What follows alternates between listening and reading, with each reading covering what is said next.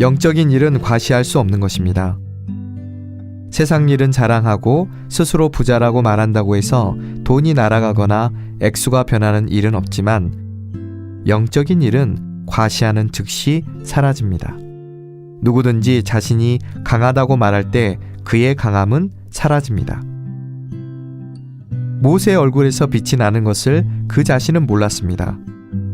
자신의 얼굴에서 빛이 난다는 것을 알 때 그의 얼굴의 빛은 사라져 버립니다. 당신이 자신의 성장을 모른다면 당신은 복이 있는 사람입니다. 많은 사람들이 자신의 상태를 너무 잘 알기 때문에 오히려 잃는 것입니다. 당신에게 영적 권위가 있는 것은 좋으나 당신 자신이 영적 권위가 있음을 알고 있는 것은 좋지 않습니다. 그들은 자신의 가치를 잘 알고 있고 사실 그들이 갖고 있는 것도 매우 많지만 결국 하나님의 빛 속에서 볼 때 그들은 눈멀고 가난하고 벌거벗은 자인 것입니다. 그러므로 이것이 이 공과를 배워야 하는 이유입니다. 라오디게아는 자신의 부유함을 너무도 잘 알고 있었습니다. 우리는 우리의 성장을 원하지만 우리들 스스로가 그것을 알기는 원치 않습니다. 88번째 솟는샘 시작하겠습니다. 안녕하세요. 솟는샘입니다. 박영준 형제입니다. 안녕하세요. 좋은일 형제입니다. 아멘. 형제님 요즘에 부서를 편집 부서로 옮겼죠? 네, 옮겼습니다. 예, 교정을 열심히 배우고 있다고 했는데 네. 어떠신가요? 완전 다른 일이라 가지고 좀 굉장히 새로운 마음으로 하고 있는데 네네. 그러니까 녹음을 하려고 이 책을 보는 거하고 교정을 보려고 책을 보는 거하고 그 마음가짐이 많이 달라지더라고요. 그렇죠. 네, 그래서 좀 애를 먹고 있습니다. 아멘. 하지만 주님을 의지해서 아멘. 이 일을 더 잘 해 나가기를 원합니다. 아멘. 아멘. 젊었을 때 물론 저도 젊지만 많이 배우고 주님을 위해서 많이 섬기고 일하고 하는 게 축복이겠다라는 생각이 요즘에 들었어요. 최근에 지난주부터 어제 오늘까지 해서 저희는 개인적으로 올해 가장 바쁜 주간이 아니었나 그런 생각이 들어요. 네. 네, 뭐 새벽부터 뭐 그냥 계속 뭐 움직임이 있어서 계속 움직였는데 바쁜 와중에서도 이런 마음이 들더라고요. 내가 이 육신에 내 육체에 힘이 있을 때 이렇게 돌아다닐 수 있는 힘이 있을 때 네. 주님을 많이 이렇게 섬겨야 되겠다. 그런 느낌이 들어가지고 이 젊었을 때 이런 기회를 붙잡는 게 되게 중요하겠구나. 그런 생각이 듭니다. 아멘. 그래서 20대, 30대, 40대, 50대 혹은 60대 이럴 때 정말 시간은 굉장히 한정적이잖아요. 네. 예, 정말 시간이 막 훌훌 지나가는데 그런 때 기회를 잡아서 주님을 이렇게 섬길 수 있다면 정말 큰 은혜라고 생각이 되어져요. 아멘. 지금도 견고하게 교회 생활하시는 한 40, 50대 형제님들이 해주신 얘기를 들어보면 아멘. 한 20대나 그때 추구한 것들이 아주 큰 바탕이 되었다고. 맞아요. 그러니까, 맞아요. 그때 이제 추구할 수 있는 체력도 있고 또 시간도 좀 더 넉넉하고 아멘. 그래서 그 시간을 잘 붙잡으라고 네, 많이 네. 조언을 해주시더라고요. 이게 약간 조금 슬플 수도 있는데요. 이게 지금 제가 약간의 나이가 드니까 옛날 어르신들이 했던 말들이 공감이 좀 가요. 예를 들면 뭐 잠이 보약이다. 혹은 밥심으로 산다. 네. 시간이 20대, 30대, 40대의 속도가 더 빨라진다. 이런 말들이 체감을 하게 되니까 정말 그렇구나 라는 생각이 들고 또 하나 정말 제가 공감하게 되는 게 뭐냐면 20대 때 어떤 형제님이 그러셨어요. 젊었을 때 열심히 추구해라. 네. 나이가 들면 추구해도 금방 잊어버린다. 근데 그때는 그 말이 이해가 안 가더라고요. 왜냐면 그때는 한두 번만 읽어도 금방 막 외워지고 또 그게 오래 기억에 남고 하니까 정말 40대 50대 가면 금방 잊어버릴까? 그런 게 안 믿겨졌었어요. 네. 근데 근데 제가 그 나이에 문턱에 들어서니까 네. 그 말이 너무나 이해가 되고 공감이 가는 거예요. 체감이 되는. 정말 체감이 돼요. 근데 지금은 슈어텀 메모리는 활발해. 바로바로 외워가지고 이렇게 써먹을 수 있는 거는 되게 좋은데 이게 오래 가지가 않는 거예요. 그런데 내가 20대 혹은 30대 때 추구하면서 정리하면서 깊게 이렇게 외우고 말씀 먹고 했던 것들은요. 그게 지금까지 기억이 오래 남아요. 그래서 교통하고 할 때 되게 도움이 되는데 요즘에는 물론 추구할 때는 기쁘고 좋은데 그게 참 오래 가지를 않아. 그런 게 있더라고요. 그래서 20대 때 또 30대 때 정말 하나님의 말씀에 깊게 들어가서 추구하는 거는 정말 가치가 있는 것 같아요. 아멘. 그 집회에 참석하고 또 추구를 하는 것이 시간을 구속하는 것이라고 했잖아요. 아멘. 그게 조금 더 나이가 들었을 때 드리는 시간하고 젊었을 때 들어가는 그 시간을 생각해 보면은 네네. 정말 그 말이 맞다는 것을 이 얘기를 통해서 또 다시 되새길 수가 있네요. 맞습니다. 아멘. 그래서 저희가 오늘은 무엇을 좀 교통할까 하냐면 요즘에 저희들이 추구하고 있는 것이 가을 장로 집회 양식이죠. 네. 교회의 정통으로 돌아감. 돌아옴. 네. 이 메시지의 기본적인 말씀이 워치만 이영재님의 교회의 정통이라는 책인데요. 오늘 이 교회의 정통에 관련해서 한번 형제님과 함께 교통을 좀 나누면 어떨까 그런 생각이 듭니다. 아멘. 오늘 오랜만에 저희 A팀에는 오신 것 같은데요. 정찬수 형제님 함께 하셨습니다. 안녕하세요 형제님. 안녕하세요. 안녕하세요. 정찬수 형제입니다. 아멘. 오랜만에 뵙죠 형제님. 예, 오랜만입니다. 아멘. 오늘은 이 교회의 정통, 워치만 형의 교회의 정통에 대해서 저희들이 좀 다룰까 하는데요. 이 메시지가 성원에 보면 45년도 메시지죠? 45년도 네. 맞나요? 네, 맞습니다. 45년도 메시지인데 이때는 워치만 형제님이 42년도부터 48년도까지는 형제님이 사역이 중단됐던 시기였어요. 여러 가지 어려움과 풍파 속에서 그때 전하신 아마 유일한 메시지로 제가 기억하고 있습니다. 이때 굉장히 소수의 네. 제가 알기로는 서양에 있었던 선교사였던 몇몇 지체들과 또 그쪽에 있었던 충칭이었나요? 거기에 있었던 도시에서 있는 몇 무리의 성도들과 함께 작게 이렇게 교통했던 내용을 기반으로 해서 이 메시지가 쓰여져 있었는데 저 요한계시록 2장과 3장에 있는 7교회를 기본으로 해서 좀 이렇게 이야기한 그 말씀이라고 할 수가 있죠.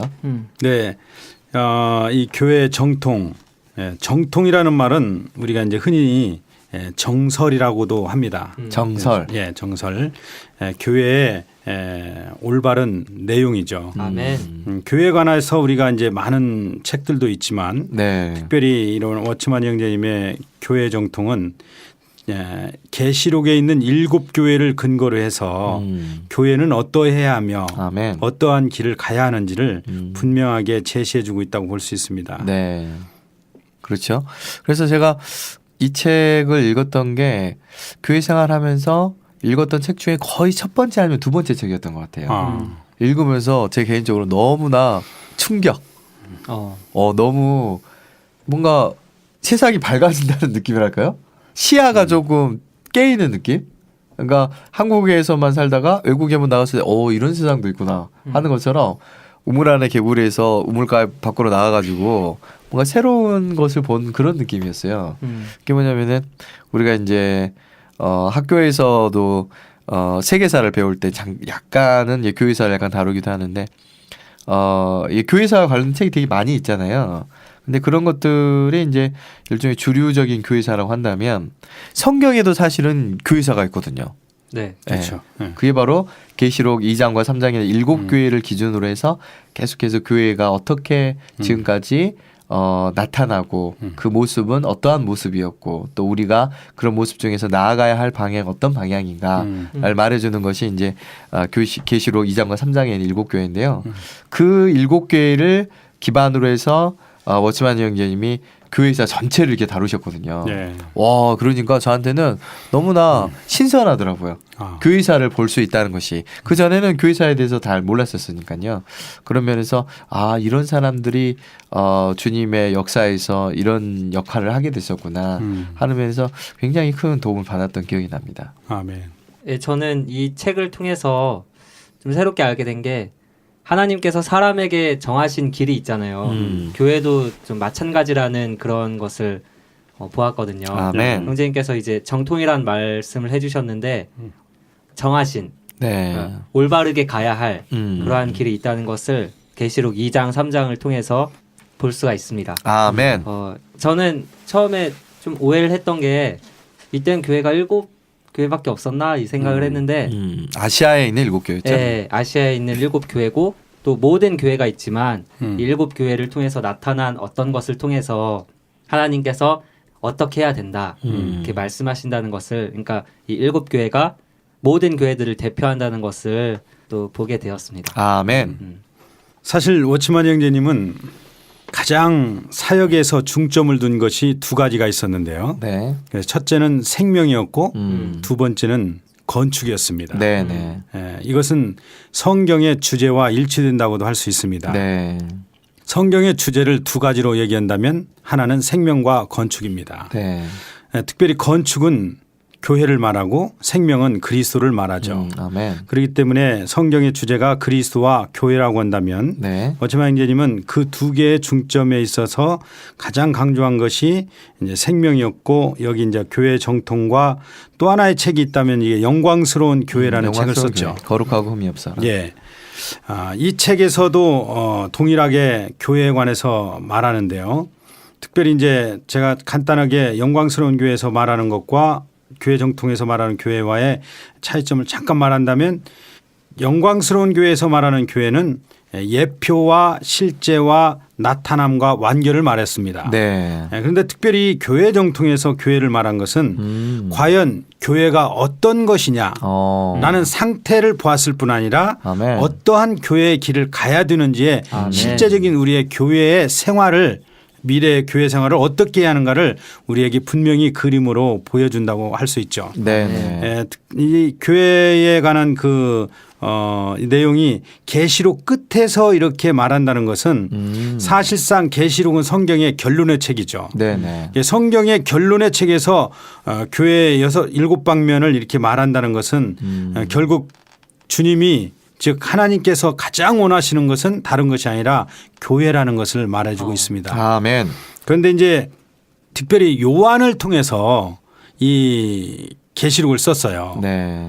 요한의 서신의 특징은 뭐냐면, 이미 바울은 AD 67년에 주님 품에 가고 네, 네. 그 이후에 20-30년 동안 어떠한 일이 있었냐면, 수많은 외교, 즉 다른 이방의 철학들, 영지주의라든가 무슨 사람의 신비주의라든가 이런 것이 많이 들어와서 교회를 혼탁시켰죠. 특별히 네. 유대교에서 그러한 것이 두드러지게 나타나면서 사도들이 원래 말했던 하나님의 신약 경륜은 없어졌고 거의 이제 혼미한 상태에 있을 때 마지막으로 주님이 주권적으로 반모섬에 유배시켜 놓은 요한을 쓰십니다. 네. 그래서 요한이 반모섬에서 이상을 보고 쓴 책이 바로 이 요한계시록이죠. 네, 네. 그리고 거기서 석방돼서 에베소 교회에 머물면서 쓴 책이 요한계시록과 요한서신입니다. 네. 특별히 이제 요한이 쓸 때 책은 특이한 점이 뭐냐면, 요한은 요한복음에서도 태초에 말씀이 계시니라라는 태초라는 말을 썼고, 그렇죠. 요한서신에서도 태초에 생명의 말씀이 있었으니 이 생명의 말씀 우리가 들었고 보았고 만졌다고 했습니다. 아멘. 이 태초를 말했다는 것은 어떠한 혼탁, 어려움, 그 시험이 있을 때 우리는 반드시 태초로 돌아가야 된다는 걸 말하고 있습니다. 아멘. 태초로 돌아갈 때 우리는 하나님이 어떻게 말했는가에 대한 예언도 알 수 있다는 것입니다. 그래서 요한은 태초에 그리고 예언을 말함으로 원래 하나님은 우리에게 어떻게 말했는가를 분명히 제시해 놓고 있죠. 아멘. 그래서 우리가 요한복음과 요한서신 그리고 요한계시록을 통해서 하나님의 원래 의도, 뜻과 목적을 알 수 있습니다. 아멘. 그렇습니다. 그래서 저희가 에베소, 서머나, 또 버가모, 두아디라, 사대, 그리고 빌라델비아, 라오디게아 이 7교회를 통해서 우리 교회의 정통, 교회가 가야 할 길, 그런 것들을 이제 하나씩 볼 수가 있을 것 같습니다. 형님 교통하실 때 이 워치만 형님 교회와 관련된 중요한 두 권의 책, 영광스러운 교회, 교회의 정통, 이 두 책이 굉장히 이렇게 쌍을 이루는 것 같아요. 그렇죠. 파트너 같아요. 같이. 예, 하나는 에베소서에 있는 어떤 교회의 이상의 그런 방면을 보여준다면 이 교회의 정통은 실제적으로 교회는 어떻게 이제 나타나고 그런 길을 가왔는가를 그렇죠. 이제 하나씩 보여주는 것 같아요. 아멘. 그래서 이제 먼저는 이제 에베소 교회인데요. 그러니까 이 에베소부터 이 라우디기아 이 교회는 교회 역사의 중요한 부분들을 다루면서 하나님이 교회 가운데서 어떻게 역사를 하셨는지 교회사가 어떻게 이루어지었는지를 보여주는 하나님의 관점에서 보는 교회사라고 할 수가 있는 것 같아요. 네. 그래서 이 요한계시록 전체가 사실은 예언과 관련된 책이기 때문에 네. 이 7교회 역시 당시에 7교회가 있었을 뿐만 아니라 또한 예언적인 관점에서 어떻게 교회가 교회사 가운데에서 이렇게 하나씩 나타났는가를 이 7교회를 통해서 우리가 분명하게 볼 수가 있는 것 같습니다. 그렇습니다. 그래서 먼저 한번 에베소에 있는 교회를 한번 살펴볼까요?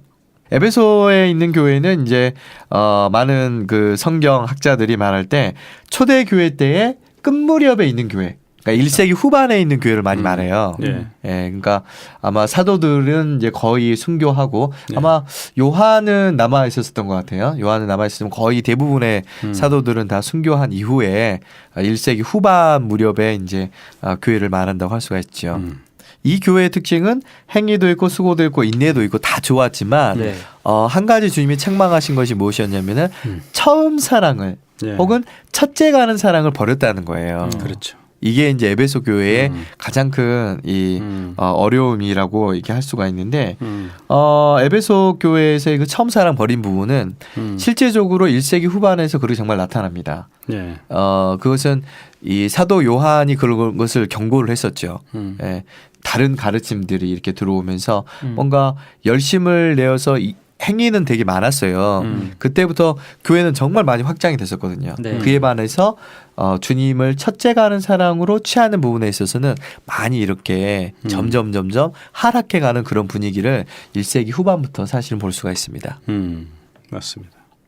에베소 교회가 잃어버린 것이 처음 사랑, 네. 첫사랑이라고 하죠. 네. 여기에서 첫사랑이라고 할 때는 시작을 말하는 것이 아니라 내용을 말하는 거죠. 아멘. 첫이라는 이 말은 베스트라는 뜻이죠. 원래. 네. 헬라어로는 프로텐, 즉 시간적으로뿐 아니라 성질, 본질상으로도 처음이라는 뜻입니다. 네. 그래서 누가복음 15장에서 탕자가 아버지께 돌아왔을 때 아버지가 그 옷 제일 좋은 제일 옷을 좋은 옷. 갖다 입혀라라고 할 때 그 제일이라는 뜻이죠. 네. 즉 우리의 삶에서 제일 좋은 것, 처음 가는 것이 과연 하나님을 사랑하는 것인가 이것을 묻는다는 거죠. 아멘. 만약 우리가 이것을 잃어버렸다면 우리도 에베소 교회와 마찬가지로 우리에게서 주님이 경고하신 촛대를 옮긴다는 거죠. 옮겨버린다는 거예요. 이것은 아주 엄미하고 그렇죠. 아주 엄중한 경고의 말씀이죠. 맞습니다. 우리는 첫사랑을 잃지 않도록 우리의 가장 좋은 것을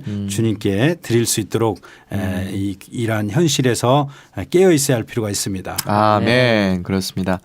이 계시록에서 에베소 교회가 가장 처음에 나오잖아요. 네. 근데 처음부터 굉장히 본질적인 것을 말하는 것 같아요. 그렇죠. 그러니까 여기 2장 2절에 내가 너의 행위와 수고와 인내를 안다라고 말했지만 이제 첫째 사랑을 잃어버렸다는 거는 뭐랄까요, 좀 어떠한 아무 소용이 없다는 그런 그렇죠. 생각이 네. 좀 들거든요. 그러니까는 결혼을 했어요. 결혼했는데 다 좋아. 뭐 집도 있고 차도 있고 애들도 있고 다 좋아. 그런데 사랑하지를 않아. 그러면은 그거는 그렇죠. 본질을 잃어버린 거거든요. 네. 맞습니다. 그래서 우리는 처음 가는 사랑, 주님과 우리 사이에 여러 가지 일들도 있고 섬기는 것도 많고 하지만 주님과 우리 사이에 개인적이고도 친밀하고 달콤하고 또 애정어린 그런 관계, 가장 첫째 가는 사랑을 버려버리게 된다면 1세기 후반에 나타났던 에베소 교회의 그런 모습들이 우리 가운데도 있을 수 있다는 것이죠. 아멘. 이 그것이 에베소 우리 교회의 에베소 교회의 또 하나의 가장 큰 경고 중에 하나가 가장 주님이 미워하셨던 것이 뭐냐면 니골라당의 행위였습니다. 네. 니골이라는 것은 정복 그리고 그 위에 있다라는 뜻이고 라는 이제 보통이라는 뜻, 서민이라는 뜻인데 니골라는 보통 서민 사람들을 위에 섰다라는 뜻이죠. 네, 그래서 네. 즉 계급주의를 말하는 것입니다. 네. 물론 에베소 교회에서는 이것이 이루어지지는 않았지만 이러한 행위가 있었기 때문에 뒤에 이어지는 교회에서 이것이 맞아요, 맞아요. 이루어졌다는 나타나죠. 거죠. 네. 그래서 우리는 오늘날 신약에서 이러한 것을 보고 이상을 봐야 할 것은 교회는 보편적인 제사장 체계가 있는 것이지 계급주의가 있는 것은 아니다. 왜냐하면 하나님이 원래 그분의 선민을 택했을 때 모든 택한 자들로 하여금 제사장으로 서기를 원했지 네, 특별한 사람이 중간 계급으로서 계급을 가지라고 하지 않았습니다. 네, 맞습니다. 그러나 이것이 타락함으로 말미암아서 사람들이 점차적으로 평신도와 성직자 계급으로 나누어지는 아주 비극적인 계급주의가 생긴 거죠. 그렇죠. 네, 이것을 이제 에베소 교회에서는 책망하는 것의 하나로 니골라당의 행위를 책망했습니다. 네, 맞습니다. 이런 것이 에베소서는 단순히 행위로 어떤 모습으로 나타나게 되는데요. 나중에 이제 가르침으로 그렇죠. 발견돼서 이거 그냥 편만한 이거 당연한 것이다라는 상태로까지 이어지게 돼요. 이제 두 번째 교회가 이제 서머나 예. 교회죠. 아멘. 서머나라는 뜻은 무슨 뜻이죠, 형님? 네, 서머나는 모략이라는 뜻이고 네, 맞아요. 고난이라고 보면 되겠습니다. 네, 맞습니다. 이 몰약은 사실 고난을 의미하는 건데 이 서머나는 우리가 이야기할 때 1세기 말부터 약 4세기 초까지 교회가 고난받았던 시기가 있잖아요. 맞아요. 와, 그때의 고난은 우리가 말로 표현하기 힘든 고난들이었는데요. 맞습니다. 거기 그 로마의 원형 경기장에 화형을 이렇게 치르기도 하고 네. 사자의 밥으로 주기도 하고 순교당한 사람이 엄청나게 많았지요. 맞습니다. 네, 그런 시기를 말할 때 우리는 서머나교회의 시기다라고 이야기를 하고 있습니다. 몰약의 그런 시기였습니다. 정말 순교사, 이 폭세 순교사를 보면은요, 정말 눈물 없이는 읽을 수 없는 그런 일들이 정말 많이 있어요. 네. 그 특별히 성경에서는 이기는 자들에게 주는 몇 가지 면류관이 있어요. 네. 그래서 바울이 언급한 의의 면류관이 있고 네. 베드로가 장로들에게 감독들에게 수고함으로 주는 영광의 면류관이 있었고 네. 또 하나는 요한과 야고보가 얘기한 고난 핍박을 통과함으로 받는 생명의 면류관이 있습니다. 네, 네. 그래서 특별히 서머나 교회에 이기는 자들에게 주님이 주는 상은 생명의 면류관을 준다고 했습니다. 네, 네. 그만큼 우리가 교회사를 통해서 볼 뿐 아니라 오늘날에도 여전히 우리의 교회 생활 안에서는 많은 핍박과 환란이 있죠. 아멘. 네, 이러한 핍박과 환란을 잘 견딘다면 우리는 생명의 면류관을 그분에게로부터 상으로 얻을 수 있을 것입니다. 맞습니다. 여기 특별히 그 당시에 폴리캅이라는 장로 그렇죠. 감독이 있었는데 이분은 그 당시 한마디만 하면 풀려주겠다. 네네. 목숨을 살려주겠다라고 했어요. 그 말이 뭐냐면 나는 나사렛 예수를 모른다라고 부인만 하라는 거예요. 그러나 폴리캅이 이렇게 말했다고 합니다. 네. 나는 부인할 수 없다. 내가 주님을 믿고 살아온 이 86년 동안 그분은 한 번도 나를 유면한 적이 없는데 아멘. 내가 어찌 내 몸을 위해 그를 부인할 수 있겠느냐라고 하면서 그는 불타는 그런 화형장으로 던져졌다고 해요. 아멘. 그 외에도 많은 순교자들 아까 형님이 얘기한 것처럼 폭세 순교사에 보면은 어린아이부터 노인까지 가리지 않고 짐승의 밥으로 주었다든가 불타는 그 화형에 집어넣는 걸 볼 때 네. 우리의 믿음은 그 당시에 비하면 너무나 그렇죠. 좀 나약하죠 사실은. 네. 그래서 오늘 작은 환경 큰 환경이 있을 때 그때를 떠올리면서 이겨나갈 수 있기를 원합니다. 아멘. 그러니까 이 말씀이 정말 맞는 말씀이에요. 이 서머나 교회가 고난받는 교회를 예표한다는 것이 거기에는 정말 순교하는 사람들이 많이 있었어요. 충성을 다해서. 그래서 선생님이 죽기까지 충성하여라. 아멘. 주님이 이제 죽기까지 충성하여라는 말씀의 성취가 그 많은 순교자들 통해서 이루어졌다고 할 수 있는데 오히려 그런 순교를 통해서 사실상은 주님을 믿는 그리스도인들이 더 많아졌습니다. 네, 맞습니다. 그래서 이렇게까지 얘기해요. 한 명이 순교하면 만 명의 새로운 믿는 이들이 나타납니다. 이렇게 그 로마의 황제에게 어떤 신하가 이렇게 직언을 했다고 그래요. 그러면은 로마 시민 전체가 예수님을 다 믿게 될 겁니다. 이렇게까지 이야기했다고 하죠. 그래서 이런 죽기까지 충성함으로 말미암아서 이 고난당하는 이 교회를 통해서 주님은 정말 많은 그리스도인들을 얻으셨던 것 같아요. 아멘. 아멘. 네, 그 다음은 이제 버가모 교회죠. 네. 버가모 교회는 어떤 뜻이죠, 형님? 버가모는 결혼이란 뜻이고 네. 또 견고한 탑이란 뜻이 있습니다. 네, 그렇죠. 그러니까 결혼, 뭔가 이 연합되었다라는 걸 말하는데요.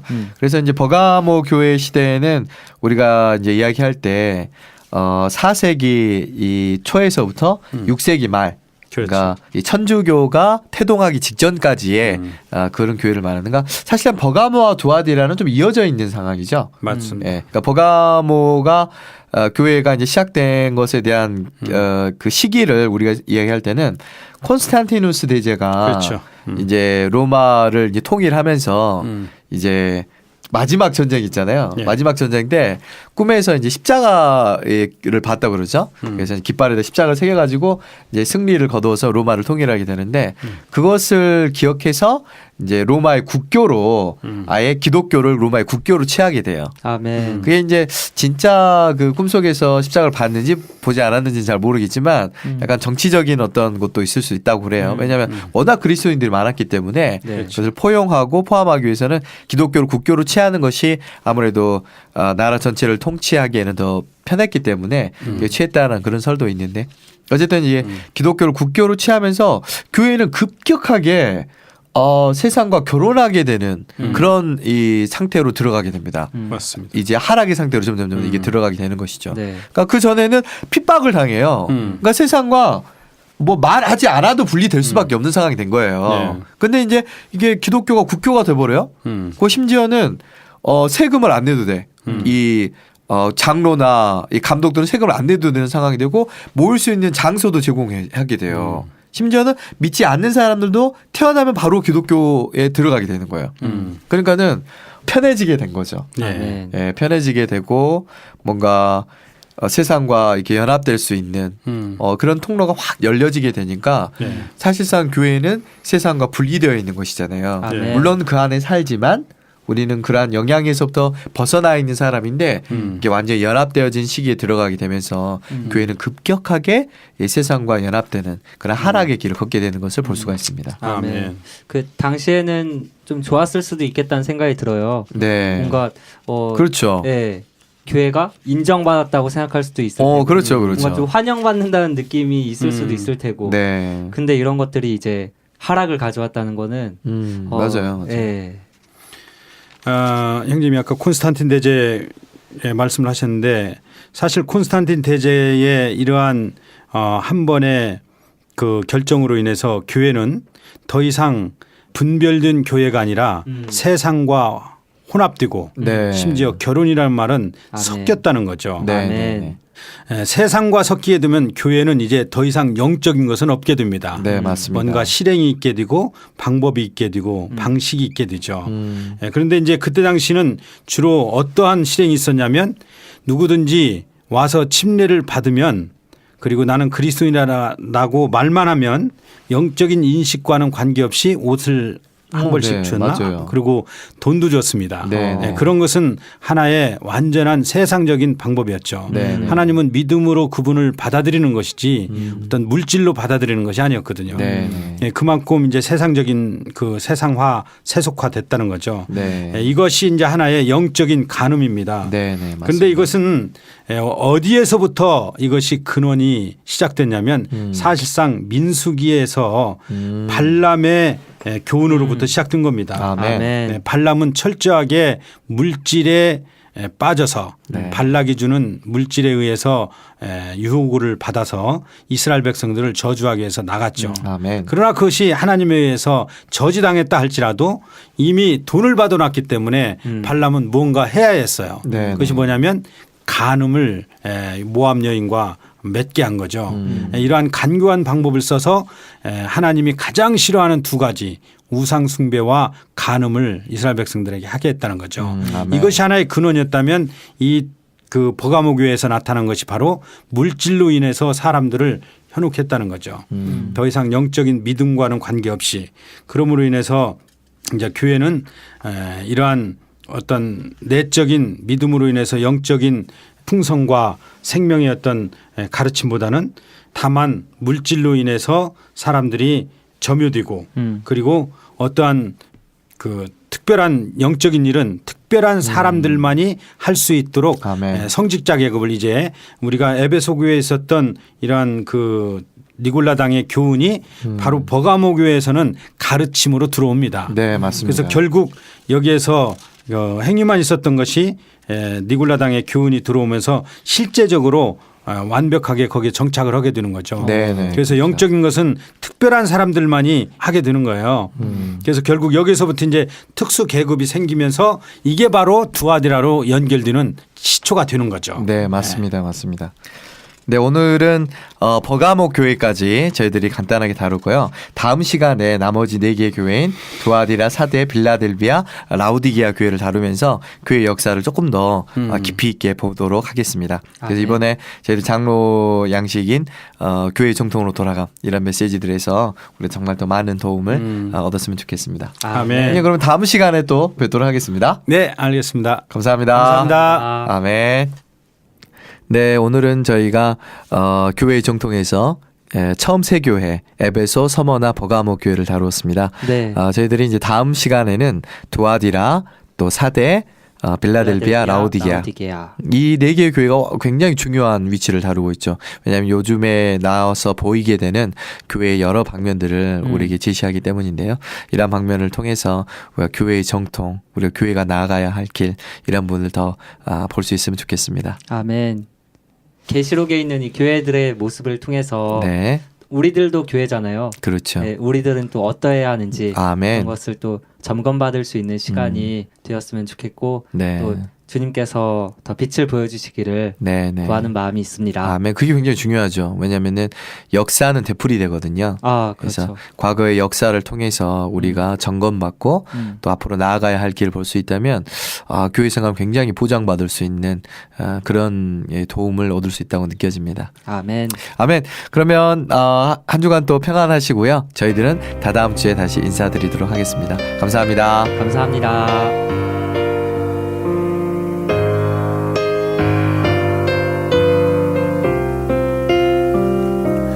눈물을 흘리며 씨 뿌리는 자는 그는 기쁨으로 그 단을 거두리 상한 갈대를 꺼져가는 등불을 누가 돌볼 것인가 기도하는 소리를 내가 들었다 흘리는 눈물도 보았다 너는 나와 함께 복음을 가지고 주수하러 함께 가자 주수할 것 많으나 주수할 일꾼이 적구나 내가 누굴 버려야 할까 나의 몸을 가진 자 주께서 주신 땅을 경작하리 씨를 뿌리고 물 주며 돌보리 비바람 불어도 폭풍이 몰아쳐도 신실하게